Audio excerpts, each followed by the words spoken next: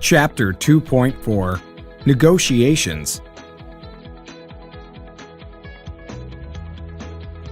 Justin Miller, how can I help you? Justin, it's David McGuire. Oh, hi David. How are you? Well, things have been better here, I'm afraid. Oh no. What's going on? Well, shortly after we got Shop Concepts up and running and trained staff on how to use it, it just crashed. What do you mean, it crashed? I don't know if our network simply isn't capable of hosting the software. Maybe there's too much functionality or something. It's like the entire network began to get noticeably bogged down. A bunch of us felt our machines were running at a slower speed than normal. Then, suddenly, many of us realized we could no longer operate our desktops at all. We really need to fix a problem as soon as it's recognized around here. We have far too many customers and far too many locations to be tied up with these types of issues. I understand completely. My number one goal is always to build trust when I do business with our clients. I appreciate you making me aware of the issue promptly. However, I may not be in control of what's happening. It sounds more like trouble with the host network and not with the program itself. Well, it's tough to convince me that it's Super Sales Network. With our multitude of goods and extensive inventory, the last thing the company would do is attempt to cut costs and save money by signing up for a network with poor connectivity or using cheap equipment. We're more interested in something to save time and investing in a product we believe in that'll ultimately add to our pocketbooks down the road. We simply can't afford to waste time with faulty hardware or software that requires repeated repairs. If this program is going to reduce efficiency and be the cause of delays, I'm going to have to choose to cancel an order for a year's worth of service we placed with IT Concepts. I'll just toss the invoice and cancel. Again, I understand. I realize that the last thing your sales team needs is an ineffective product unable to prevent delays in the logistics process. If it's our issue, I am prepared to accept responsibility fully. I will always take responsibility for program glitches and admit fault. But it's been my experience in working with those who make a complaint that oftentimes it's an issue of the program simply being too advanced to run well with the network's current settings. And before I get angry that the program is being accused of stalling business and argue with someone, I find we can reach a compromise by simply altering the settings so Shop Concepts can run smoothly. I refuse to jump to any conclusions right out the gate and admit a mistake we're really not responsible for. You make a good point, I guess. All right, I'm all ears. I mean, just hearing that this may simply be an issue with our network has helped to boost confidence in the product a bit. You know, before I close a deal, I normally do research ahead of time and make sure to ask all the questions I need to in order to avoid investing in a worthless product by accident. I felt in this case that upper management chose to apply pressure to me to rush into a purchase before the end of the year. So I decided to approve and authorize this sale and buy Shop Concepts without doing any typical due diligence. This is the main cause of my concern. I don't think you would decide to change Supersale's entire logistics process on a whim. And you didn't purchase Shop Concepts by mistake. I think we can agree on something here. If the functionality worked as I demonstrated, with options to decrease time lags, reject inefficiencies, produce and deliver output optimally, led to a reduction of the cost of merchandise, and lower overall expenditures, it wouldn't take a lot to convince you to keep it. I wouldn't need to even make an attempt to argue about something related to its perceived cons, because there wouldn't be any. Yes, that's right. I guess if I can agree with someone about something, that'd be it. So,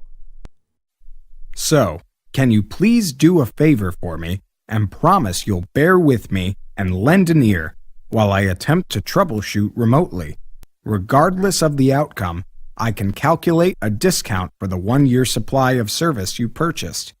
We certainly owe you that for your trouble. It'd be poor customer support to have you pay the full price at this point. I suppose. You can borrow my time for only 15 more minutes, though. I need to run to a meeting with a wholesaler. I'm trying to build this relationship and establish a new contract that'll help us gain ground product-wise. So it's very important. It'll help our department do good this year. Do you have an estimate on how long it'll take to correctly diagnose the issue? I understand. Unfortunately, I'm not sure, and we may need to exchange our schedules for the rest of the week if I need to come in again and make the adjustments. Well, fingers crossed we can just take care of this immediately. Go ahead and try, please.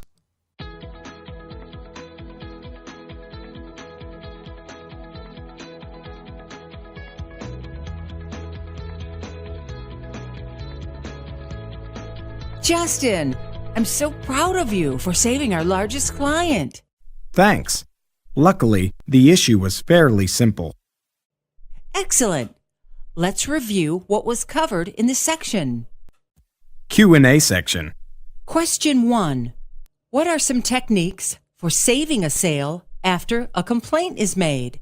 A. Try to infuse confidence by offering to address the issue. B. Offer a discount for the client's trouble. C. Hang up on a caller who complains. It's just a waste of time to work with them. D. Avoid responding to any complaints if possible.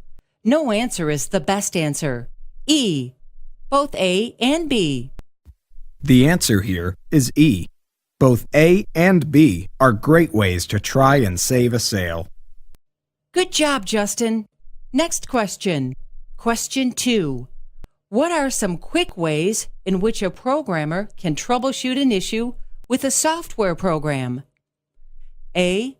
Check network setting to ensure they're compatible with the product. B. Have the client switch out all of their equipment and hope for the best. C. Check the functionality of the other programs installed to see if they're running as expected. D. There are no quick methods to take care of a computer issue. E. A and C. The answer is E. A and C are good places to start. Excellent. That's right, Justin. Now for the final question. Question 3. What is the best way to address any type of complaint? A. Quickly. B. Actively listen to the person presenting the issue. C. Escalate the complaint immediately if necessary. D. All of the above. E. None of the above. D.